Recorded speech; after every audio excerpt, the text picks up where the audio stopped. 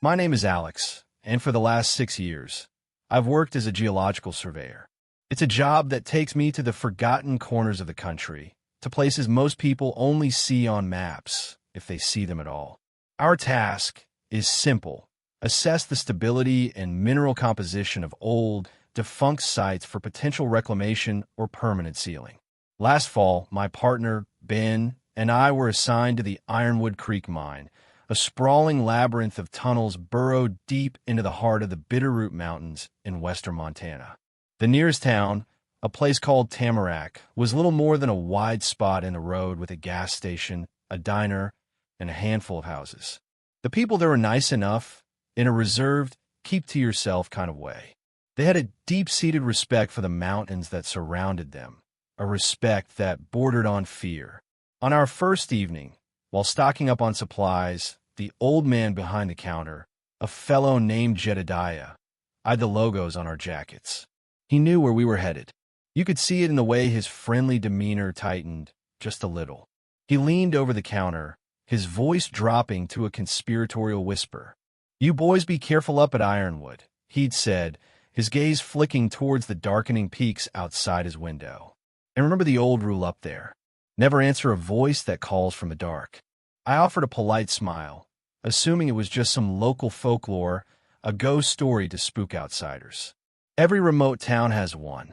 Ben chuckled beside me, clapping a hand on my shoulder. "Don't worry, Jed," he said. "We're not planning on talking to anyone down there." The old man didn't smile back. He just gave us a slow, deliberate nod and went back to bagging our groceries. The warning, however, stuck in my mind, a strange and unsettling seed planted before we even set foot on the mountain.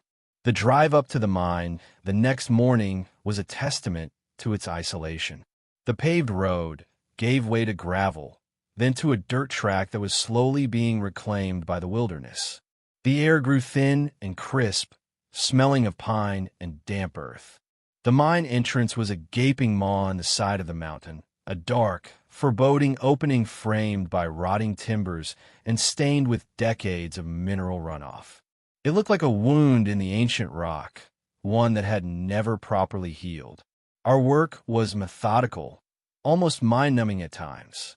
We'd start at the entrance and work our way in, using laser scanners and seismic equipment to map the tunnels. We checked for structural weaknesses, took core samples, and documented every passage, every shaft, every dead end. The first few days were entirely normal. The mine was quiet, save for the drip of water, the scuttling of unseen creatures, and the echo of our own voices and footsteps. It was a cold, silent world, bathed in the sterile white light of our headlamps.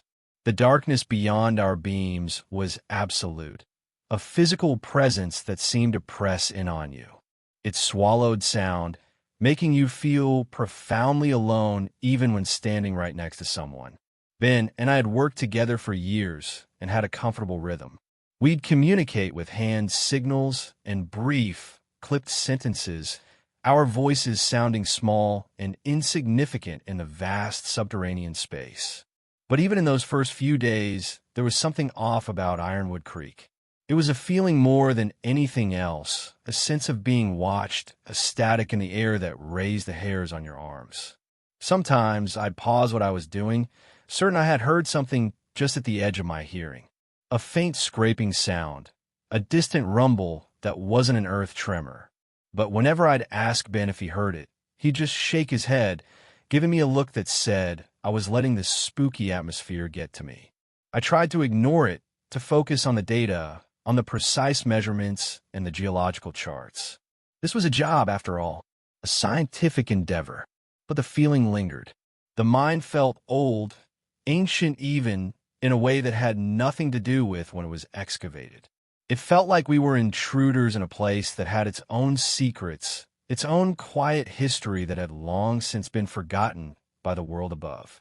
We set up a small base camp a few hundred yards from the entrance, with a sturdy tent, a generator, and our communication equipment. The nights were just as unsettling as the days spent underground. The mountain was never truly silent. The wind whispered through the pines, and the sounds of the forest were a constant chorus of clicks, rustles, and occasional howls. But sometimes, lying in my sleeping bag, I'd hear a noise that didn't fit, a sound that seemed to come from the direction of the mine itself. A low, resonant hum, almost too deep to be audible, that vibrated through the ground. Ben never mentioned hearing it, and I didn't press the issue. I didn't want him to think I was losing my nerve. We had a job to do, a long and potentially dangerous one. The last thing we needed was to start spooking each other with ghost stories. So I kept my unease to myself, attributing it to fatigue and the inherent creepiness of the location. I told myself that Jedediah's warning had gotten under my skin, that my imagination was simply running wild in the oppressive dark. But deep down, a part of me wasn't convinced. A part of me felt like we were on the edge of something terrible, and that every step we took deeper into the Ironwood Creek mine was a step closer to a truth we were not meant to find. The first incident happened on our fourth day. It was subtle, so subtle that I almost convinced myself it hadn't happened at all. We were deep in a mine, maybe a mile in, working our way down a secondary tunnel designated Sector Gamma on the old schematics. It was a narrow, claustrophobic passage, the walls slick with moisture and glistening in the beams of our headlamps. Our task was to scan the rock strata for signs of quartz intrusion, a tedious but necessary part of the survey. The only sounds were the familiar ones, the soft whir of my scanner, the crunch of our boots on the gravelly floor, and the rhythmic drip, drip, drip of water seeping through the rock ceiling. Ben was about 20 feet ahead of me, taking core samples with a hand drill. The air was cold and heavy with the smell of wet stone and something else, something metallic and vaguely unpleasant like old blood. I was focused on the scanner's display, watching the digital lines build a 3D model of the surrounding rock. It was hypnotic, almost meditative work. And then I heard it. It was faint, incredibly faint, like a whisper carried on a phantom breeze. It was a voice, a human voice. I froze, my hand tightening on the scanner. It was just a single word, distorted by distance and the acoustics of the tunnel. I couldn't make out what it was, but the intonation was clear. It sounded like a question. It sounded like it was calling out. My first thought was that it was Ben. I lifted my head, my headlamp beam cutting a sharp white line through the darkness towards him. Ben, you say something. My voice sounded loud, intrusive in the silence. He stopped drilling and turned to look at me, his face partially obscured by the glare of his own lamp. Negative, he said, his voice echoing slightly. Wasn't me. Why? A cold knot formed in my stomach. I thought I heard something, I said, trying to keep my tone casual. Sounded like someone talking. Ben was quiet for a moment.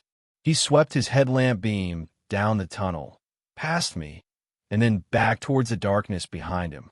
The light illuminated nothing but endless, damp rock. Probably just the wind, he said, his voice lacking conviction. This place is full of drafts. Plays tricks on your ears. I knew he was right, or at least I wanted him to be. Mines are notorious for strange acoustics. Air currents moving through narrow fissures can create sounds that mimic voices, whistles, even screams. It's a well-documented phenomenon. It was the logical, rational explanation, but it didn't feel logical. The sound hadn't been like the wind. It had the distinct cadence of a human voice. It felt personal, directed. I stood there, listening, straining to hear it again. But there was nothing, only the dripping water and the low hum of our equipment. You good? Ben asked, his voice cutting through my thoughts. Yeah, I'm fine, I lied. Just a little jumpy, I guess. He grunted in understanding and turned back to his work. The screech of the drill started up again, filling the narrow passage with its grating noise. I tried to focus back on my scanner, but my concentration was shattered. My eyes kept darting into the oppressive darkness that surrounded our small bubble of light. Every shadow seemed to move, to writhe at the edge of my vision. The rest of the day was tense. I couldn't shake the feeling of being listened to. The silence between the noises of our work felt heavier, charged with an unspoken presence. I replayed the sound in my head over and over again. It wasn't just that I'd heard a voice, it was the feeling that came with it. It was a lonely sound, a desolate sound. It was the kind of sound someone makes when they've been calling out for a very, very long time. That evening, back at camp, the feeling of unease followed me out of the mine. I sat by the fire, nursing a cup of coffee, and stared up at the black mouth of the tunnel. It seemed to watch us, a silent, patient observer. Ben was on the satellite phone, leaving a message for our supervisor, a routine daily check-in. His voice was calm, professional, detailing our progress and the geological data we'd collected. He didn't mention what I'd heard. I was glad he didn't. Saying it out loud would have made it more real. As long as it was just something I'd heard, I could dismiss it. I could blame it on the wind, on fatigue, on my imagination. But I couldn't forget the old man's warning. Never answer a voice that calls from the dark. Had the voice been calling for me? Was it a question, waiting for a response? The thought sent a shiver down my spine that had nothing to do with the cold mountain air. I told myself it was ridiculous. It was a mine, a hole in the ground. Nothing more. But as I tried to fall asleep that night, the memory of that faint, questioning voice echoed in the darkness behind my closed eyes, and for the first time on the job, I felt a genuine, primal fear of going back into the earth the next day. I felt like we had disturbed something, woken something up from a long and silent slumber, and I had a terrible feeling that it now knew we were there. The days that followed were a slow, grinding descent into a state of constant, low-grade anxiety. The voice I had heard in Sector Gamma did not return immediately, but its absence was almost as unsettling as its presence had been. It left a void, a question mark hanging in the deep, subterranean silence. Every time a rock skittered down a distant shaft or the wind moaned through a fissure, my head would snap up, my heart pounding, expecting to hear it again. Ben seemed to have forgotten the incident entirely, or at least he was doing a good job of pretending to. He was a rock, always focused on the task at hand. His pragmatism was usually a comfort, but now it felt like a wall I couldn't penetrate. I want to talk about it, to dissect it, to have him tell me I was crazy. But I held back, not wanting to be the guy who cracks under pressure. So we worked, the unspoken tension stretching between us like a thin, fraying wire. The second incident occurred about a week after the first.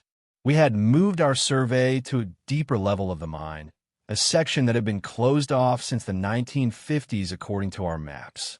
The air here was different, stale, heavy, and carrying a strange, almost chemical smell, like ozone after a lightning strike. The tunnels were shored up with massive, petrified timbers that were slick with a pale, phosphorescent fungus that cast a ghostly, greenish light. We were setting up a seismic resonator, a device that sends vibrations through the rock to map its density. It was a two-man job. I was calibrating the machine while Ben was about 50 yards down the tunnel, planting the last of the geosensors. We were communicating via our short-range radios, clipped to our vests. Sensor 4 is in place. Ben's voice crackled through my earpiece. Ready for calibration sequence on your mark. Copy that, I replied, my fingers tapping on the keypad of the resonator. Give me 2 minutes. As I worked, I heard a sound over the radio's open channel. It wasn't Ben. It was a soft, rhythmic whispering. It was too faint to make out any words, just the sibilant, hissing sound of a human voice speaking in hushed tones. My blood ran cold. Ben, you hearing this? I asked, my voice barely a whisper itself. The whispering stopped. A moment of static, and then Ben's voice came back, tight and strained. Yeah, I hear it. What the hell is that? It wasn't just me this time. He heard it too. A wave of validation and terror washed over me simultaneously. I wasn't imagining things. This was real. I don't know, I said, my eyes scanning the darkness around me. The tunnel was empty. It's coming through the radio. Is your mic keyed? Negative, he replied, his breathing now audible over the calms. It's not coming from my end. It sounds like it's on the channel. The whispering started again, a little louder this time. It was a cascade of soft, sibilant sounds, overlapping and weaving together. It wasn't one voice. It was multiple voices, all speaking at once, a chilling chorus from nowhere. We stood there, frozen, listening to this impossible broadcast from the heart of the mountain. It was as if someone or something had tapped into our frequency. Then, just as suddenly as it began, it stopped. The channel was filled with nothing but the gentle hiss of static. "Alex, you there?" Ben's voice was shaky. "I'm here," I managed to say, my own voice trembling. "It's gone." "What was that?" he asked, the question hanging in the dead air. "Signal interference? Someone else on our frequency? Out here? This deep?" I countered. "Our radios are low power, short range. There's no one for miles. And even if there were, there's 1,000 feet of solid rock between us and the surface." He didn't have an answer for that. Neither did I. We finished the calibration sequence in near total silence, the professional rhythm of our work feeling like a flimsy shield against a dread that was becoming more and more tangible. The environmental obstacles started the next day, as if the mountain itself was trying to keep us there. A storm rolled in from the north, a massive, unseasonable blizzard that buried the landscape in 3 feet of snow in less than 12 hours. The dirt track we used to get up the mountain was completely impassable. We were stranded. Our satellite phone, our only link to the outside world, went dead. The display just read, "Searching for signal," the message a bleak confirmation of our isolation. The generator for our base camp sputtered and died on the second day of the storm, the fuel line having frozen solid. We were thrown back into a primitive existence, reliant on battery-powered lanterns and the dwindling supply of firewood we had gathered. The cold was relentless. It seeped into our tent, into our bones.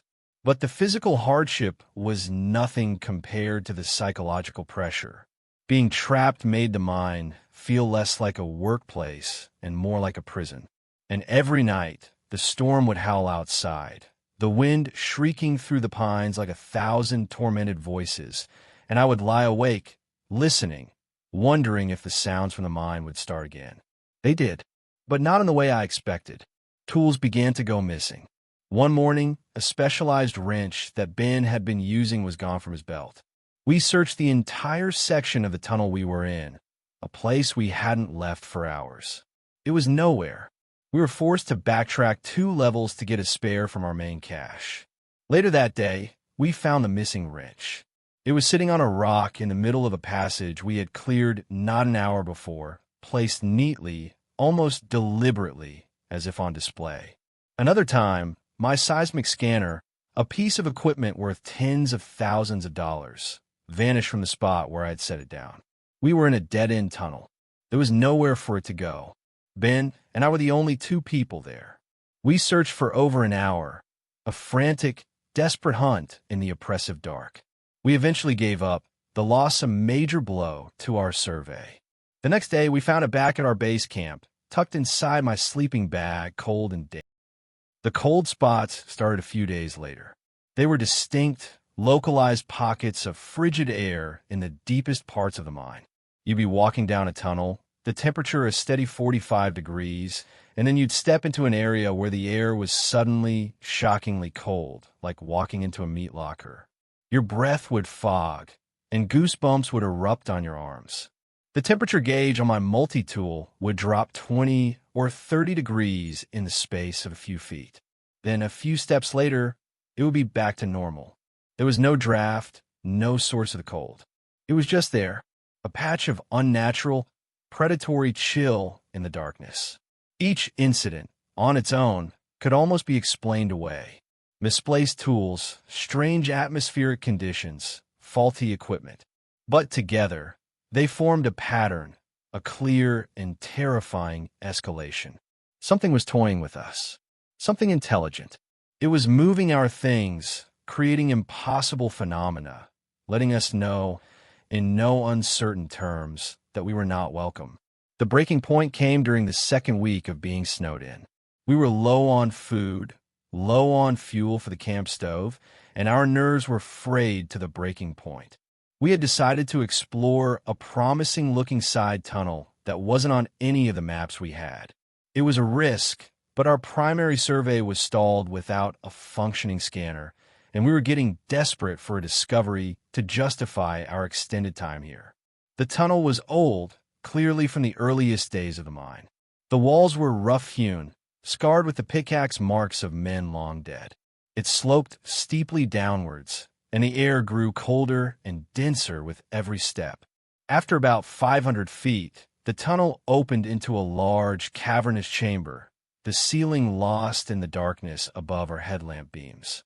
In the center of the chamber was a deep, circular shaft, a vertical well dropping down into God knows what. There was no barrier around it, just a black, gaping hole in the rock floor. We approached it cautiously, shining our lights down into its depths. The beams were swallowed by the darkness. It was impossible to tell how deep it went. As we stood at the edge, a sound drifted up from the shaft. It wasn't a whisper this time. It was a voice, as clear as if the person were standing right next to us. It was a man's voice, calm and conversational. "Did you bring the fuses?" it asked. Ben and I froze, our blood turning to ice. We looked at each other, our faces pale in the glow of our lamps. There was no mistaking it. It was a clear, direct question. It sounded so normal, so mundane, that it was utterly, terrifyingly out of place in this dead, forgotten corner of the earth. I remembered Jedediah's words then, flashing in my mind like a neon sign. Never answer a voice that calls from the dark. My heart was hammering against my ribs, a frantic drumbeat in the sudden, profound silence. The voice had come from the shaft, from the infinite blackness below our feet. Ben, however, seemed to be in shock. He took a half step forward, peering down into the shaft. His mouth opened slightly, as if he was about to answer. "Who's there?" he called out, his voice cracking. A terrible, gut-wrenching mistake. The moment the words left his lips, the silence that followed was broken. From the depths of the shaft, a sound erupted. It wasn't a voice. It was a shriek, a long, drawn-out, multifaceted shriek that was made of a dozen different voices, all screaming in unison. It was a sound of pure agony and rage, and it echoed through the chamber, vibrating in our chests, in our teeth. We scrambled backwards, away from the edge, tripping over ourselves in our haste. The shriek went on, a sound that didn't belong to this world. As it finally began to fade, another sound replaced it. A scraping, dragging noise from deep within the shaft. Something was coming up. That was it. That was the moment the game ended. This was no longer about strange noises or misplaced tools. We turned and we ran. We fled back up the sloping tunnel, not daring to look back, the horrifying shriek still ringing in our ears. We didn't stop running until we burst out of the mine entrance into the blinding white of the snow-covered landscape. We stood there, gasping for air, our bodies trembling uncontrollably, looking back at the dark maw of the mine. We had broken the rule, and we had awakened something terrible. The hours after we fled the mine were a blur of adrenaline and pure, unadulterated terror. We didn't stop at our camp. We just kept going, stumbling and sliding through the deep snow, driven by a primal need to put as much distance as possible between ourselves and that horrifying sound. The shriek from the shaft had shattered our last vestiges of denial. There was something in that mine, something old and malevolent, and it knew we were there. We finally collapsed from exhaustion about a half-mile away in a thicket of snow-laden pines that offered some meager shelter from the biting wind. The sun was beginning to set, painting the sky in hues of orange and purple that felt like a cruel mockery of the ugliness we had just experienced.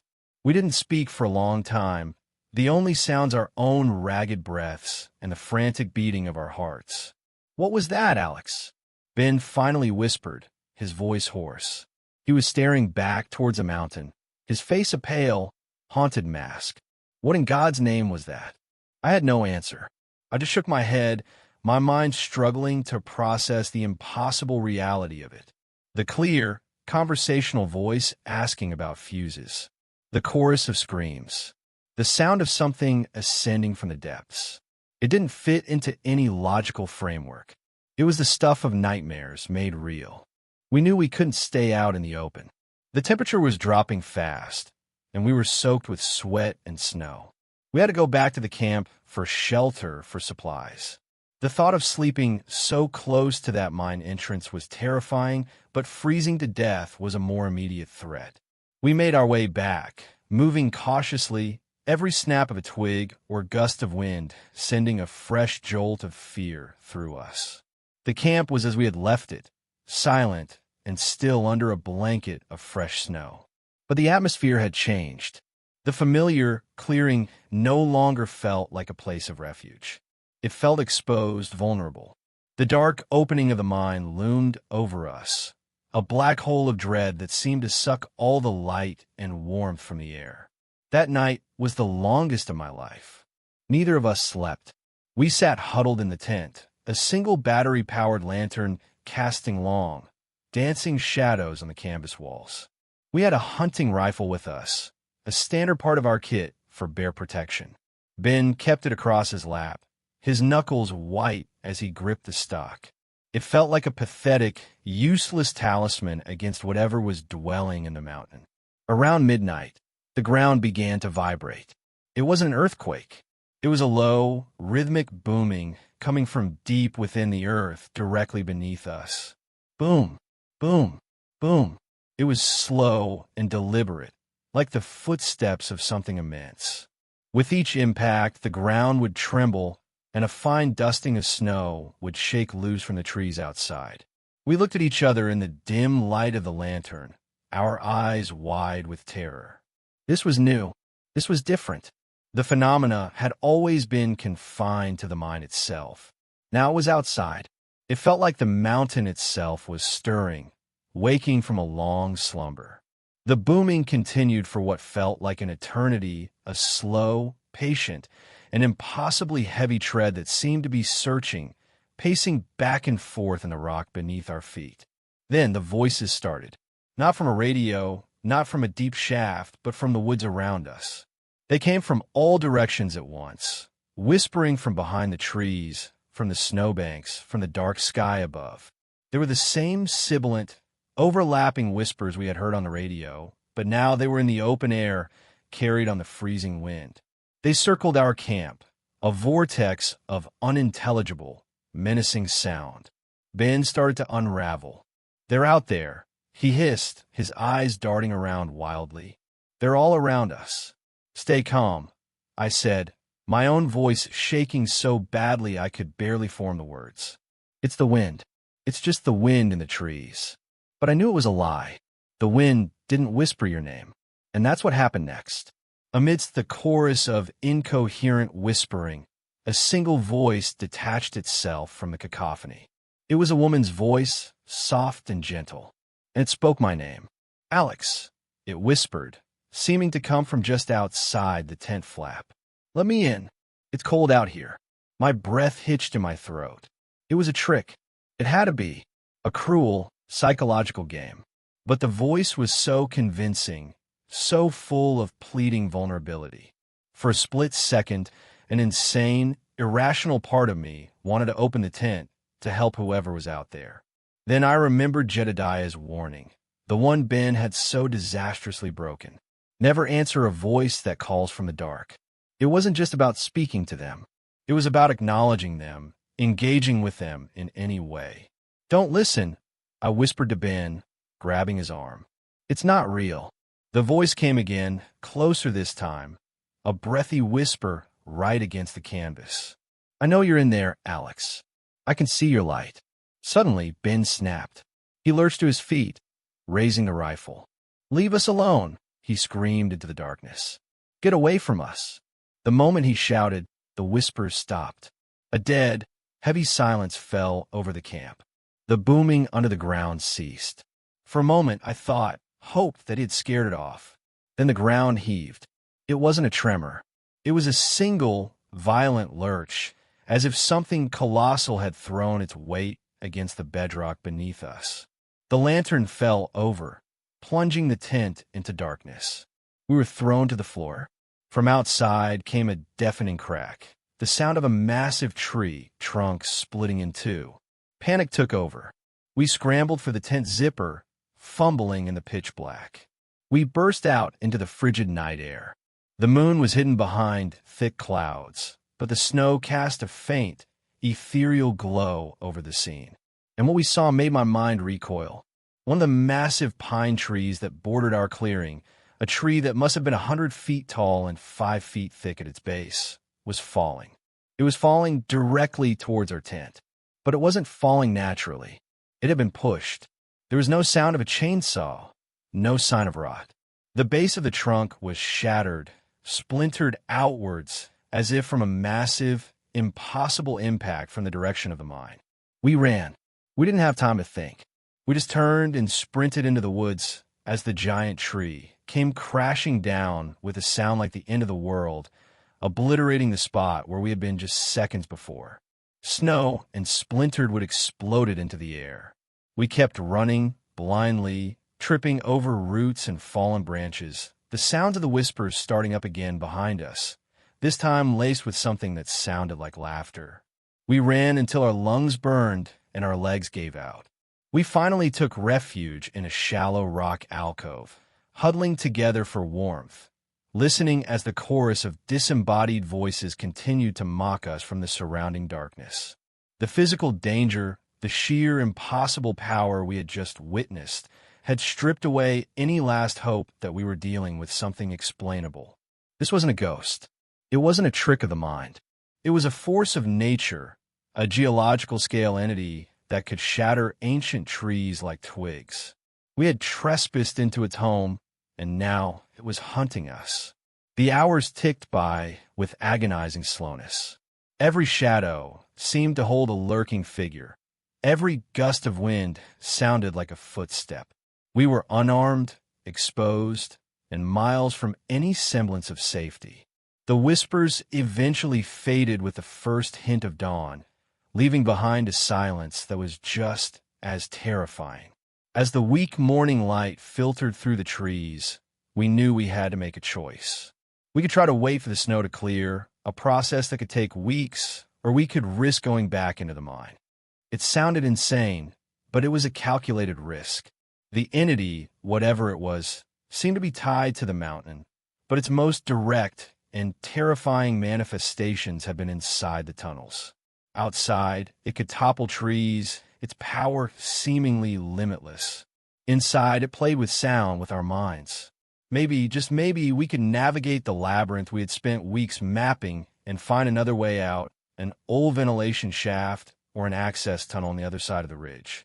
It was a desperate gamble, but it was better than freezing to death while being toyed with by an ancient, malevolent intelligence. With a shared look of grim resolve, we made our decision. We would go back into the darkness. We would face the voices one last time, on their own turf, in a desperate bid for survival. We started the long, cautious trek back towards the gaping maw of the Ironwood Creek mine.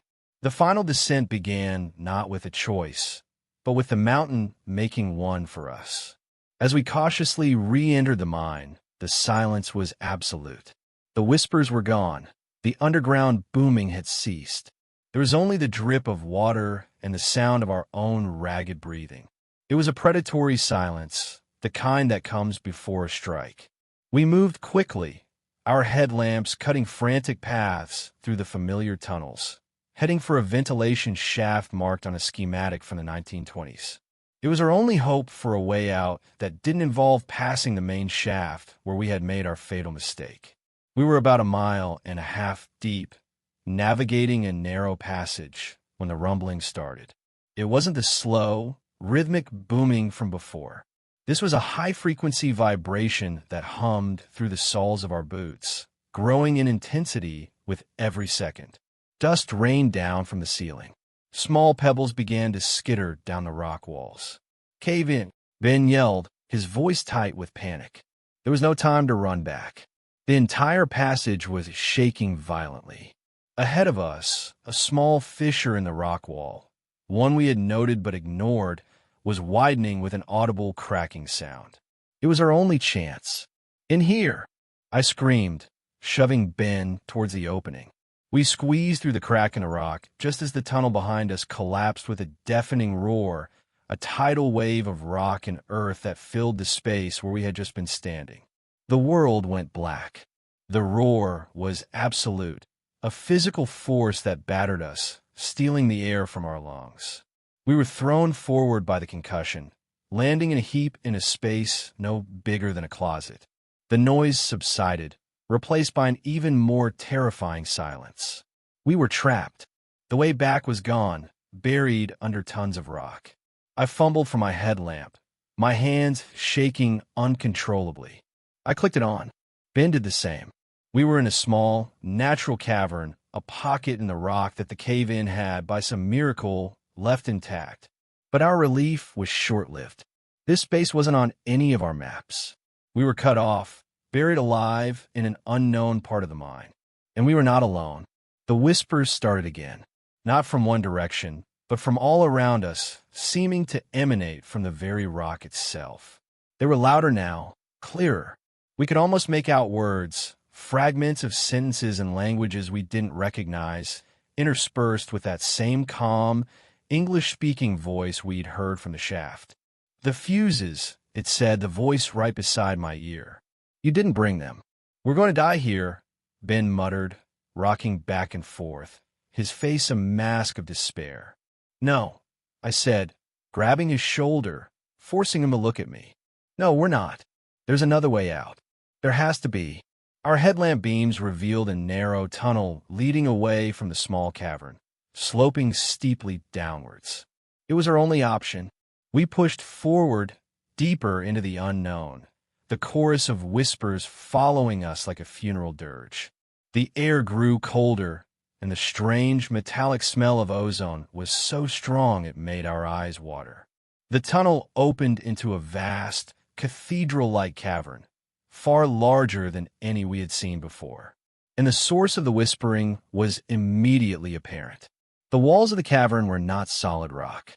They were a lattice of thick, dark, crystalline veins that pulsed with a faint, internal, sickly green light. And embedded within these veins, like insects trapped in amber, were figures.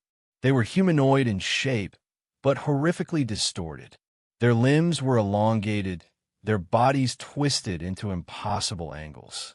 Their faces were frozen in silent screams, mouths agape, eyes wide with a terror that had been fossilized over eons. There were dozens of them, maybe hundreds, all trapped within the glowing, crystalline prison of the cavern walls. They were miners, from the look of their tattered, old-fashioned clothing. They were the source of the whispers, their psychic agony echoing through the rock for a century. As we stared in horror, the calm voice spoke again, but this time it wasn't a whisper. It was a booming, resonant sound that came from the center of the cavern, a voice that seemed to hold the weight of the entire mountain. "You have seen what is not yours to see." Our headlamp beams swung towards the source of the voice. In the center of the cavern, a massive, crystalline formation rose from the floor, glowing more brightly than the rest. And in front of it, a shape began to coalesce from the shadows. It wasn't one of the trapped miners. It was something else entirely. It was tall and spindly, its form shifting and indistinct, as if it were woven from pure shadow and geothermal heat. It had no face, no discernible features, just a vaguely man-shaped silhouette of absolute blackness that seemed to drink the light from our lamps. It moved with a slow, disjointed gait, like a marionette with its strings cut, its limbs bending at unnatural angles. This was the master of this place, the shepherd of this chorus of damned souls. "You broke the silence," the voice boomed, emanating from the featureless shape. "You answer the call, and now you will join the choir." The trapped figures in the walls began to writhe. Their silent screams became audible, a terrible, unified wail of agony that filled the cavern. The green light in the crystalline veins flared, and the very rock around us began to hum with a malevolent energy. Ben finally broke. He raised the rifle he had somehow managed to hold on to and fired. The shot was deafening in the enclosed space, the muzzle flash a brilliant, momentary star. The bullet ricocheted off the crystalline wall with a high-pitched whine. The shadowy figure didn't even flinch. It raised one of its long, spindly arms, and a section of the cavern wall near Ben exploded inwards. Not with the force of a cave-in, but with a terrifying precision. A shower of razor-sharp crystal shards erupted from the wall, a shotgun blast of geological shrapnel. I screamed Ben's name, but it was too late. He was thrown back like a rag doll, his body riddled with the glowing green fragments. He hit the ground and didn't move. I was alone. Pure animal terror took over. I turned and ran, scrambling back the way I came, away from the wailing walls and the shadowy horror. The booming voice laughed behind me, a sound that shook the very foundations of my sanity. "You cannot run from the rock," it echoed. "You are already a part of it." I scrambled back into the narrow tunnel, expecting to be crushed at any moment. But it didn't come.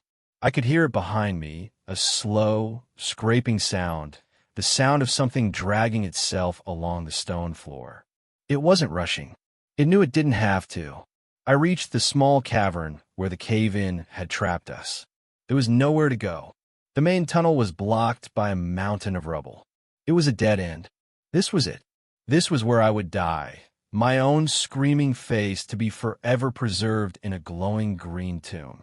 I collapsed against the wall of rubble, my headlamp beam shaking wildly, pointing at the tunnel entrance. I waited for the shadow to appear. I waited for the end, and then I felt it. A draft. A small but steady stream of cold, fresh air coming from above me. I looked up. High on the wall of rubble, nestled among the massive boulders, was a small, dark opening. A crack. It was maybe 2 feet wide. It was my only chance. With the last of my strength, I began to climb. I clawed my way up the unstable pile of rocks, sending cascades of smaller stones tumbling down behind me. The scraping sound from the tunnel was getting closer, accompanied by the low, mocking whispers. I pulled myself up, squeezing my body through the narrow opening, scraping my skin raw on the sharp edges of the rock.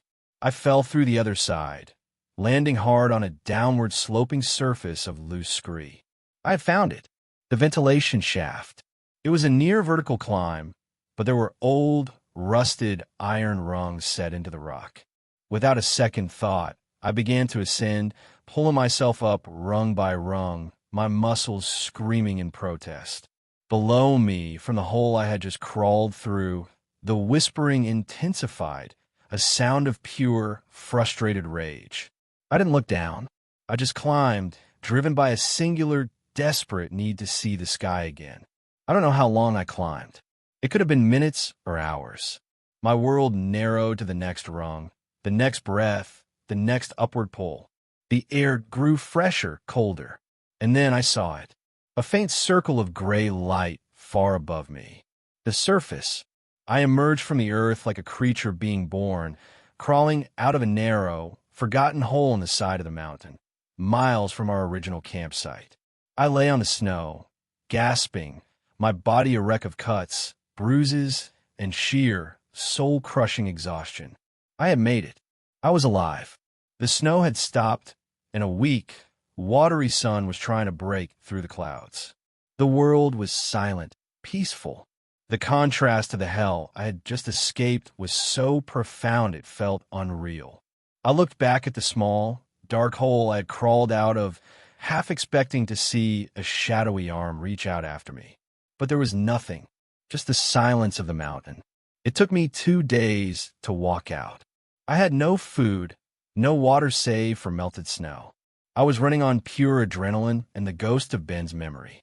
Every step was agony. Every shadow in the woods made me jump. I didn't know if I was truly safe or if the mountain's influence extended beyond the mine itself. When I finally stumbled onto a logging road and was found by a pair of hunters, I was barely coherent. I was suffering from exposure, dehydration, and a level of shock the doctors would later say they had rarely seen. I told the authorities there had been a cave-in. Then my partner, Ben, was killed. It was the only part of the truth I could give them. How could I explain the rest? The voices, the trapped souls, the thing made of shadow and rock. They would have locked me in a padded room for the rest of my life. They sent a recovery team to the Ironwood Creek mine. They found our destroyed campsite, just as I had described. They found the main entrance blocked by a massive, recent rock slide that their geological experts said was spontaneous and structurally baffling. They never found a way in. They never found Ben's body. The mountain had sealed its secrets and taken my friend as its price. The official report lists the cause of the incident as a localized seismic event, a freak of nature. I was given a long medical leave, and I never went back to geological surveying. I couldn't. I can't even stand to be in a basement anymore. The feeling of all that earth above me is suffocating. I moved to a city in the Midwest, a place as flat as a tabletop, as far from the mountains as I could get. I tried to forget. I tried to convince myself that what I experienced was a hallucination, a product of isolation and stress. But I know what I saw. I know what I heard. The story should end there. I survived. I got away. But the thing about an experience like that is that it never really leaves you. It becomes a part of you, a dark vein running through your memory. And sometimes on quiet nights, when the wind is blowing just right, I hear it. A faint, sibilant whisper just at the edge of my hearing. And that's not the worst part. About a month ago, I was in my apartment, late at night. It was dead quiet, and I heard a voice, as clear as day, from the darkest corner of my room. It was that same, calm, conversational voice from the mine. It only said 2 words. We wait. I live with my lights on now. I can't stand the dark, because the dark is never truly empty. I know that what's in that mountain is patient. It has been there for centuries, maybe millennia, collecting the souls of those foolish enough to trespass. It knows my name. It knows where I am, and it is waiting. So if you ever find yourself in a deep, dark place, and you hear a voice call out, I'm begging you, learn from our mistake. Do not, under any circumstances, answer. There are some silences that should never be broken, some doors that should never be opened. Remember the old rule they have up there in the Bitterroot Mountains, a rule I will carry with me to my grave. Never answer a voice that calls from the dark.